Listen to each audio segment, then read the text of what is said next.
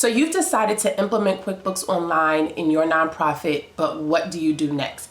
If you want to ensure that you are setting your organization up for success, then you are in the right place. Today, I'm going to be walking you through some things that you need to be thinking about as you set up your QuickBooks Online file. So let's get started. So the first thing you want to do is purchase your QuickBooks Online subscription from TechSoup.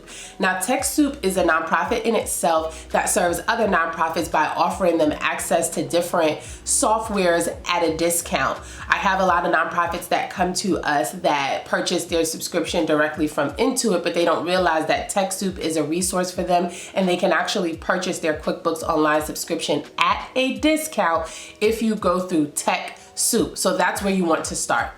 Now, once you are in the file, right, you done logged in, and now you're looking at this screen with all of these different things on the left side, the menu, the columns, the gear icon, right? It's like, what do I even do? This is actually where customization begins.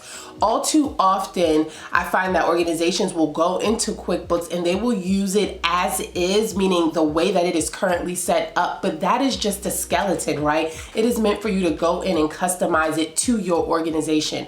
Another thing to note is that typically QuickBooks Online, the skeleton, is set up to serve for-profit businesses, which you are not. So you want to make sure that you are going in and you are setting it up in a way that supports your organization. So let's talk about what you need to be looking at first. So the first thing you want to be doing is adjusting the settings. So you want to make sure that your company type is changed to a nonprofit organization. You want to make sure that you have selected your type of tax form, right? So that's going to be the 990. And you also want to make sure that you change that customer title to donors. So this is a prime example where it's initially the file, the QuickBooks Online file, is going to be set up in a way that serves typically the verbiage, right, in a for-profit business. So in for-profit businesses, right, people that they serve are typically known as customers or clients. And so for nonprofit organizations, right, you really don't have customers or clients, you have donors, right? These are the people that are giving to your organization, your funders, your grantors. And so you want to change that customer title to donor. That's the first thing that you want to do when you're looking into getting in your file, right? Now that you've adjusted the settings, you want to move into what is it that you're actually looking to track and the levels to that tracking. So the first thing we're thinking about is the chart of accounts, right? We like to say that the chart of accounts should exist with natural categories. You don't want to crowd it with too many specifics, right? QuickBooks Online has different features that we use for different things, and so you don't have to try to jumble it all up into the chart of accounts. And so when I say natural categories, some examples would be individual donations, right?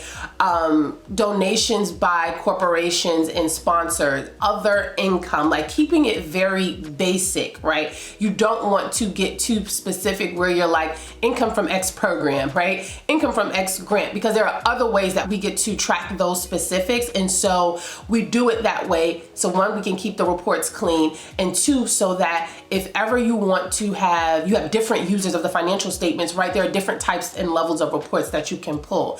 And when I say users, I'm referring to, what the board might want to see is going to be different than what you at the management level might want to see. And what you at the management level might want to see is different than, let's say, if you were going after a line of credit and what you want to give to your bank, right? And so you want to keep the chart of accounts clean. You want, because that's also going to be what feeds your financial reports, right? And you want them to be crisp. You don't want them to be crowded with a bunch of different lines when there are other ways to track those things. So remember, chart of accounts is for your natural categories. The next level is going to be your classes, right? That's the feature in QuickBooks Online. And for classes, that is what we are tracking our functional expenses at, right? So when we say functional expenses, that's going to be your admin, your fundraising, and your programmatic expenses. And this is key because when it comes time to file your 990, right, there is a section in your 990 where the IRS wants to know what expenses fall within those three categories. And so every expense, after it is categorized in the natural category that belongs on the chart of accounts, it should then be assigned a class. And so a prime example would be bank charges, right? So If you have some bank fees that you're paying on a monthly basis, the natural category in the chart of accounts would be bank charges and fees, right? But then you still have to class that. And let's just say in this instance, it's an admin expense, right? And so it's going to be bank charges and fees, right? And that's how it'll show up on your financial statements. But then if you ever had to pull your statement of functional expenses, bank charges will fall in that admin category. Next, we're going to look at locations, right? And so we're going to indicate that there are 2 locations, and that's going to be with donor restrictions and without donor restrictions. We know that it is very important to know where your restricted funds lie, and being that we set it up in a way that you can track it in a simplified way.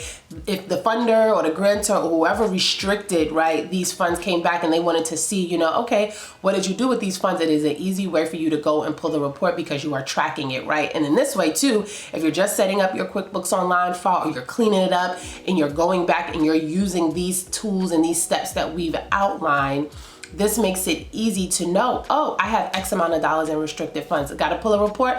Okay, I can pull a report by this time period, by this location, because I know that we've been tracking it consistently in this way. And so again, we use locations to track with and without donor restrictions. And then lastly, we have projects, right? And for projects, we are going to use that to track restricted grants or any other type of grant where you are going to have to report specifically to that funder, or where you just want to track the specifics around that grant, right? We know that a lot of times grants come with their own budget, right? And you're having to track how you've spent down on individual lines. And so if we're wanting to track specific grants, we then use the projects feature in QuickBooks Online.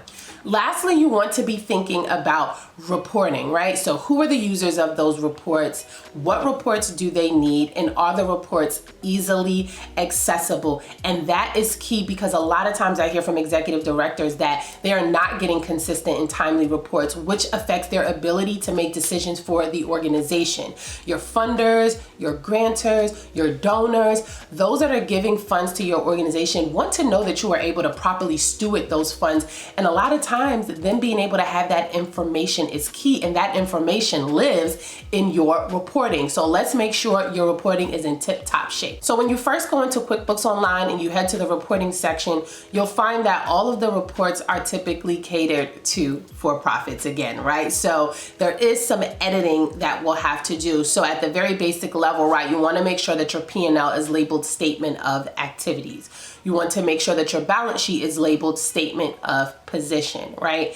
When you want to look at your statement of functional expenses, right? So that's that report that is going to label where your expenses fall, whether it's admin, programmatic, or fundraising. We run the P&L by class. So naturally, when you run that report, the title of that report is going to say P&L by class. So you want to make sure that you edit that to be named Statement of Functional Expenses.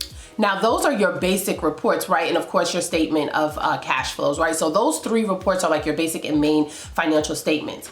And we know, though, that management also needs reports, right? And these are the reports where you're getting into the nitty gritty. You might be running reports by program. You might be running reports by grants. And so this is where it does get specific to your organization, and knowing what type of reports that you need. What is it that you're needing to see that is going to support your ability to be able to make decisions? And by having this discussion with your management team and your board, you can then set up those reports as customized reports so that you're not having to edit them every time you go into QuickBooks Online. And by having them set up as customized reports, you can go in on a consistent basis and run those reports for whatever period it is that you're trying to look at. Now, we've just scratched the surface here, right? And I've given you some pretty high level things to begin with, but don't fret. The next series of videos are going to start to dig a little bit deeper into some of these things, and we're actually going to be showing you on screen what some of these things need to look like. As a matter of fact, the next video, we're going to be digging into the chart of accounts and the specifics around setting it up for your organization. So if you know currently your chart of accounts is crowded, you know that you're not seeing things at the level that you need to, or you're starting from scratch, then you'll want to make sure that you catch that video. So subscribe so that you know when the next video goes live. I hope that this was helpful, and I'll see you guys in the next one.